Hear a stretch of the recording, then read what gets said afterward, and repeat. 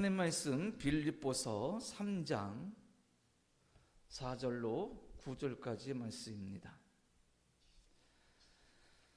빌립보서 3장 4절로 9절까지입니다. 제가 성경으로 신약성경 321페이지 빌립보서 3장 4절로 9절까지입니다. 봉독합니다. 그러나 나도 육체를 신뢰할 만하며 만일 누구든지 다른 이가 육체를 신뢰할 것이 있는 줄로 생각하면 나는 더욱 그러하리니 나는 8일 만에 할례를 받고 이스라엘 족속이요 베냐민 지파요 히브리인 중에 히브리인이요 율법으로는 바리새인이요 열심으로는 교율을 박해하고 율법의 의로는 흠이 없는 자라. 그러나 무엇이든지 내게 유익하던 것을 내가 그리스도를 위하여 다 해로 여길 뿐더러 또한 모든 것을 해로 여김은 내 주 그리스도 예수를 아는 지식이 가장 고상하기 때문이라. 내가 그를 위하여 모든 것을 잃어버리고 배설물로 여김은 그리스도를 얻고 그 안에서 발견되려 함이니 내가 가진 의는 율법에서 난 것이 아니요 오직 그리스도를 믿음으로 말미암은 것이니 그 믿음으로 하나님께로부터 난 의라. 아멘. 자, 본문으로 따지면 오늘 두 번째 시간입니다. 자, 우리가 2주 전에, 그러니까 지난 그 수요 예배 때는 2절, 3절을 보면서 유대인들을 향한 바울의 책망을 보았습니다. 그들이 율법을 지킴으로 말미암아 의로워진다고 믿었고 그것만을 자랑하는 그들을 바울이 아주 강하게 책망하면서 심지어 뭐라 그러냐면 2절에 보면 개들을 삼가라 이런 말을 할 정도로 그들을 아주 강하게 비판했습니다. 4절부터 우리가 지난 시간부터 보았는데 어떤 내용이냐면 바울이 어떤 유대인으로서의 어떤 조건을 자랑하는 유대인들 그리고 율법을 철저하게 지킨다고 자랑하면서 예수 그리스도의 복음을 왜곡하고 훼손하는 이들을 향하여서 너희들이 유대인이면 나는 너희들보다 더 훌륭한 유대인의 조건을 가지고 있는 사람이다. 이렇게 그들을 향하여 말하면서 자신의 육신의 혈통의 조건들을 쭉 열거하게 됩니다. 이것은 그들에게 자랑하기 위한 목적이 아니라 내가 너희들보다 훨씬 뛰어나고 좋은 유대인으로서의 혈통을 가지고 있고 율법으로도 훨씬 뛰어난 열심을 품었던 자인데 그 모든 것이 예수 그리스도를 만나고 보니 헛된 것이더라.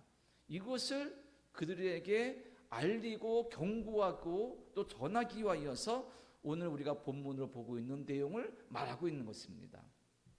그래서 우리가 지난 시간에는 바울이 자신의 어떤 이스라엘 사람, 즉 유대인으로서의 정말 좋은 조건들을 자랑한 것을 세 가지를 보았습니다. 뭘 봤냐면 난지 8일 만에 할례 받았다. 그리고 이스라엘 족속이다.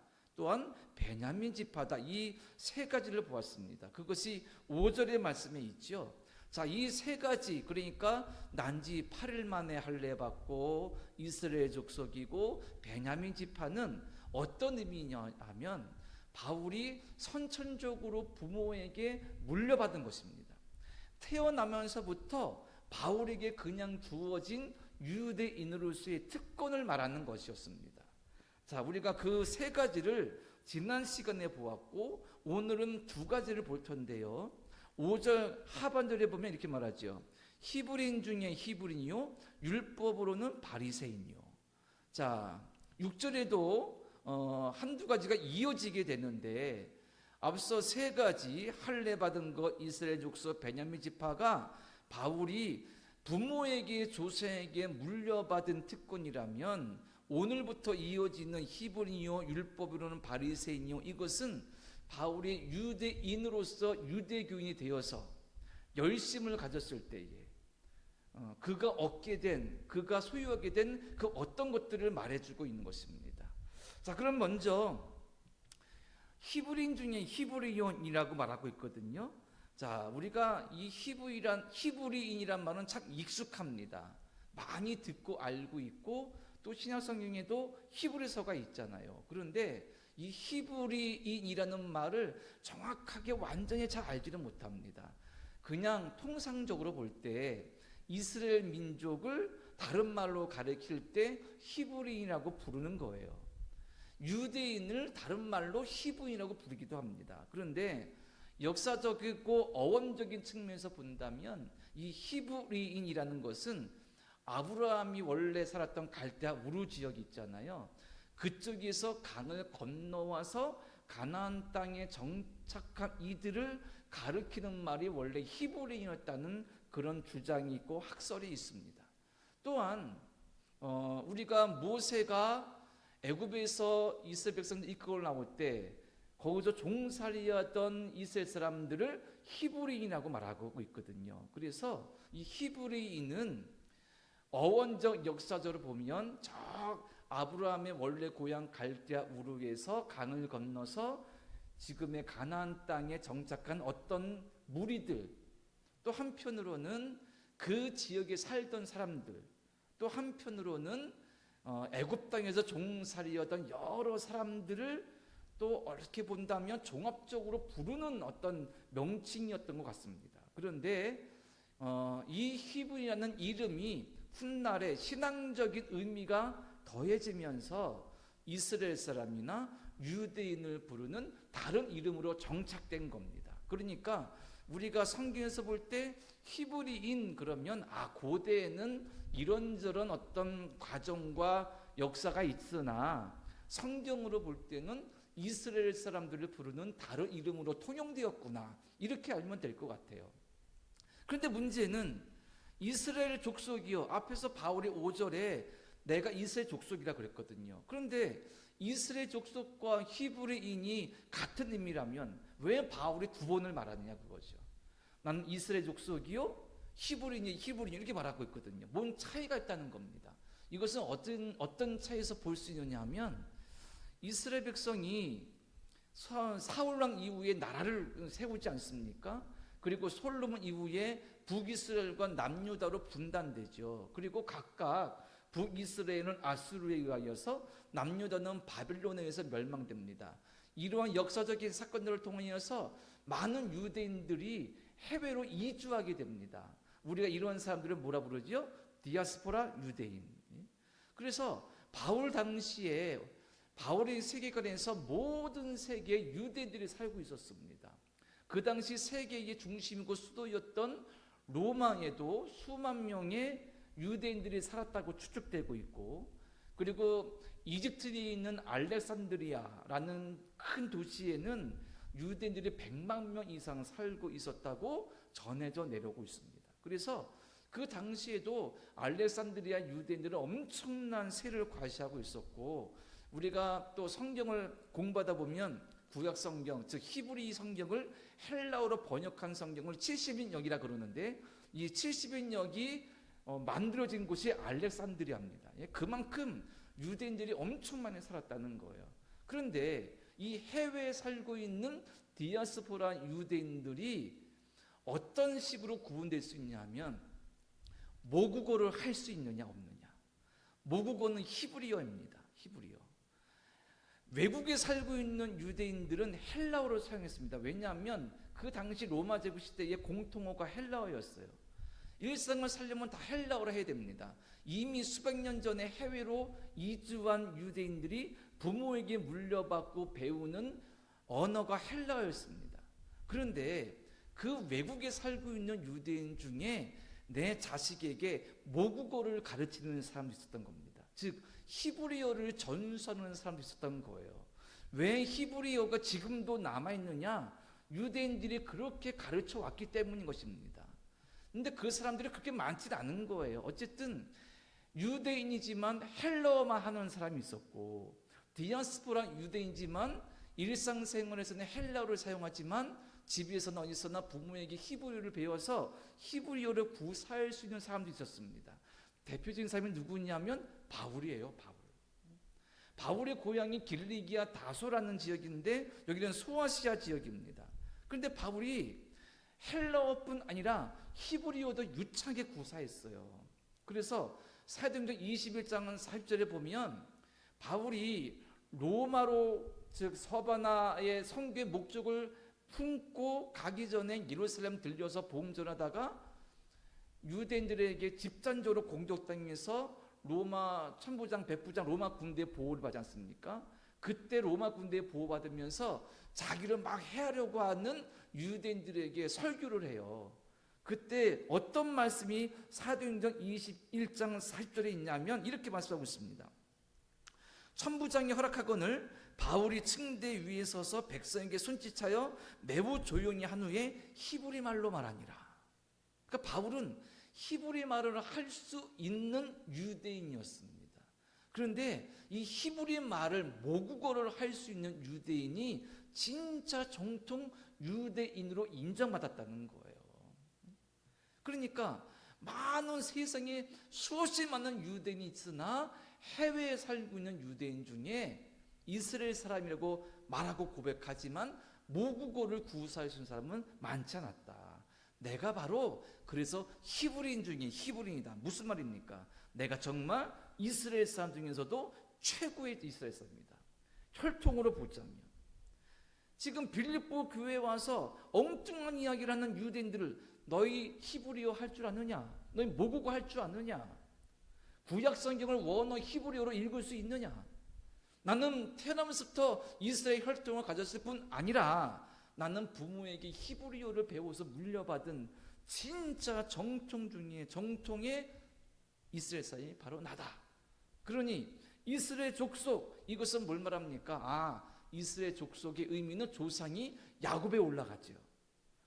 야곱, 이삭의 아들 야곱 에서 중에 하나님께서 야곱과 씨름하셔서 그에게 이스라엘이라는 새 이름을 주셨으니 에서의 후손 에돔 족속은 아니고 이스라엘은 야곱을 이스라엘로 고백할 수 있는 후손인데 바로 이스라엘 족속은 야곱의 후손, 요셉의 후손이라는 거예요. 그럼 결국 올라가면 아브라함까지 올라가는 겁니다.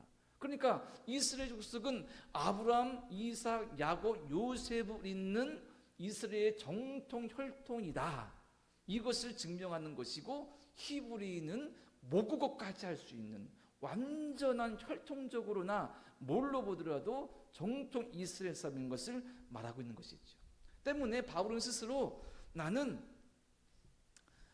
혈통적으로 이스라엘 족속이고 모국어까지 할 수 있으며 신앙교육과 민족교육을 언어를 통해서 철저하게 탁월하게 공부하고 배운 정말 특별한 위대한 유대인이 바로 나다.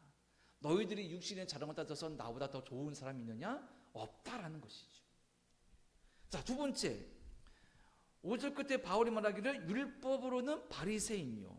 자, 우리가 이 바리새인은 너무나 신약 성경에서 많이 듣는데 바울도 바리새인이라는 것입니다. 바리새인의 의미는 구별되었다. 이것은 뭐냐면 율법을 철저하게 지키는 사람으로 구별되었다는 의미입니다.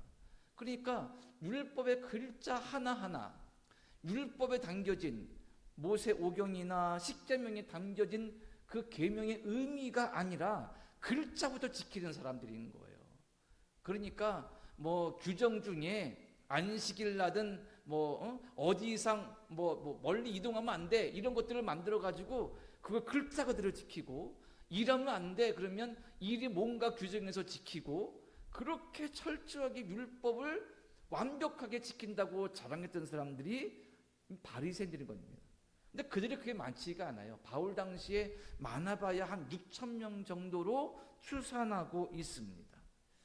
자, 그러니까 율법을 자랑하는 이 빌립보 교회에 와서 홀당케 하는 사람들이 너희가 바리새인이냐?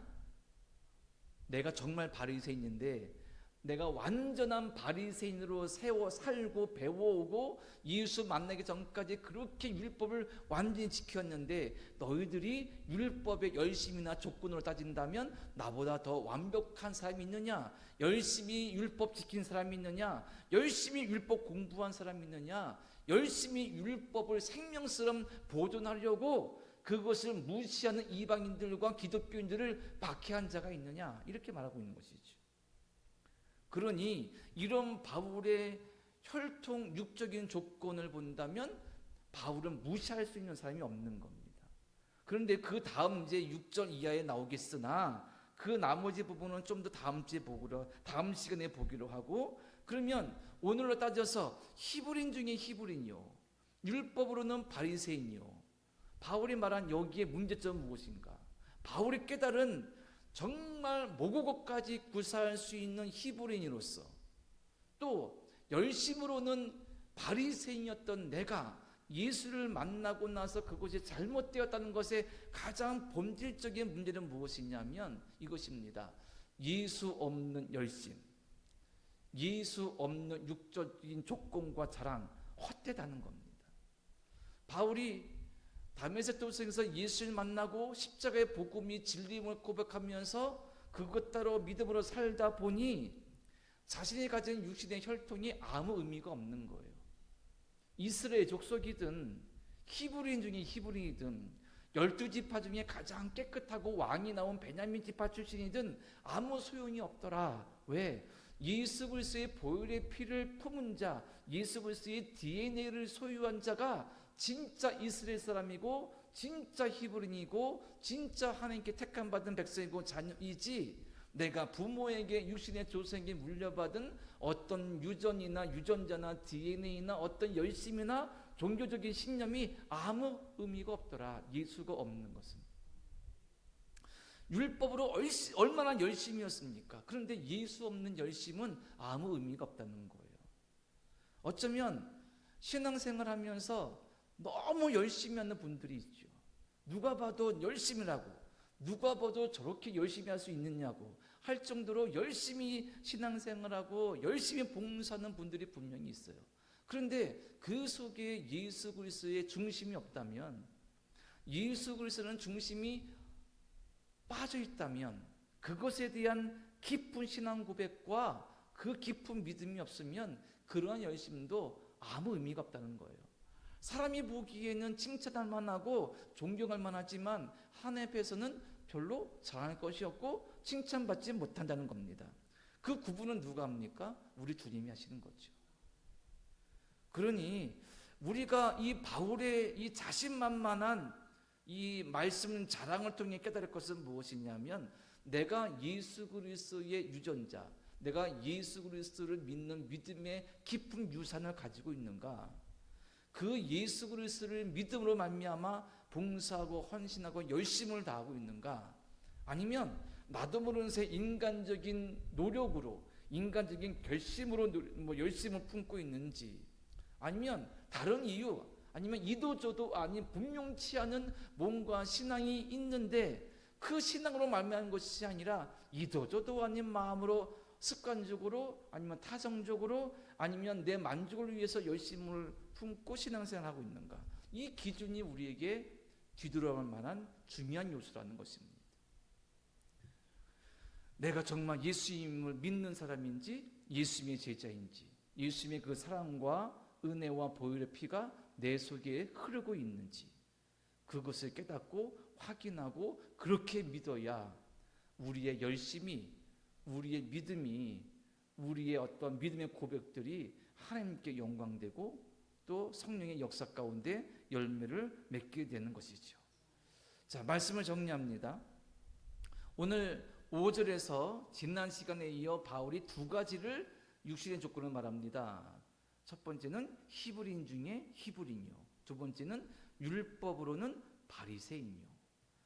이보다 유대인으로서의 더 높은 자랑이 별로 없습니다.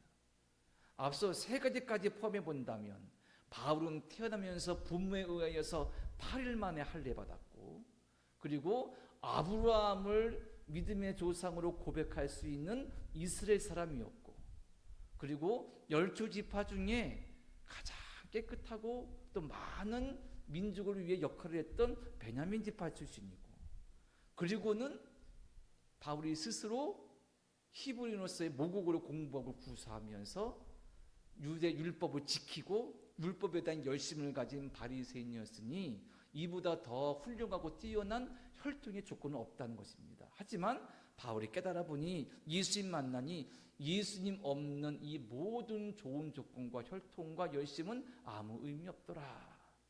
예수 안에 진정 거듭나야, 예수 안에 그 십자의 복음으로 내가 새로워져야 내가 진정한 하나님의 자녀로서 그리고 하나님의 백성으로서 살 수 있음을 깨닫게 된다는 것입니다. 우리 또한 이것을 잊지 말고 예수님의 보혈의 피를 내 마음속에 품고 예수 그리스도의 진정한 제자가 되고 그러므로 말미암아 하나님께 영광 돌리는 참된 이스라엘, 참된 히브리인이 되어서 하나님께 영광 돌릴 수 있는 우리 모두 삶이 되기를 간절히 축원합니다. 기도드립니다. 거룩하신 하나님, 바울의 고백을 통하여 우리의 믿음을 돌아보게 하소서.